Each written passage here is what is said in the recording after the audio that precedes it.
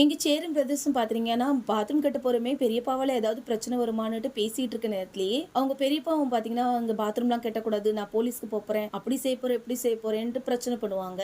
உடனே நம்ம சேரனோட அப்பாவும் பாத்தீங்கன்னா, ப்ரோ உன்கிட்ட கொஞ்சம் தனியா பேசணும் வா அப்படின்னு சொல்லிட்டு கூட்டிட்டு போனதும் அவரும் நீ என்னடா என்கிட்ட பேசணும், அதான் இந்த வீட்டு மேல கேஸ் இருக்குன்னு தெரியுதுல்ல, அப்புறம் எதுக்காக பாத்ரூம் கட்ட போறேன், நான் இப்பவே போலீஸ் ஸ்டேஷனுக்கு போறேன்னு சொல்லுவாங்க. உடனே நம்ம சேரனோட அப்பாவும் சரி நீ போலீஸ் ஸ்டேஷன் போ, நான் உன் மருமக விழுப்புரத்துல தானே இருக்கா, நான் உன் மருமக வீட்டு போய் உன் மருமகிட்ட உண்மை சொல்றேன்னு சொன்னதுதான். அப்புறம் எங்க இருந்து வாயை திறக்க, இப்போ அவங்க புடி நம்ம சேரனோட அப்பா கையில, இதுக்கு மேல மனுஷனுக்கே செய்வாரு, அங்க இருந்து எஸ்கேப் ஆயிருவாங்க.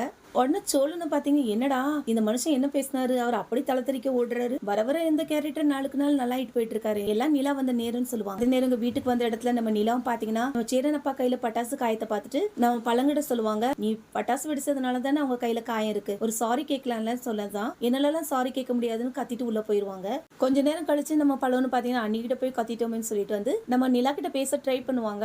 நிலாவும் பாத்தீங்கன்னா பேசாம இருக்கையும் நம்ம பல்லவனை அழ ஆரம்பிச்சதுதான் நிலாவும் பாத்தீங்கன்னா நம்ம பல்லவனை சமாதானப்படுத்துவாங்க.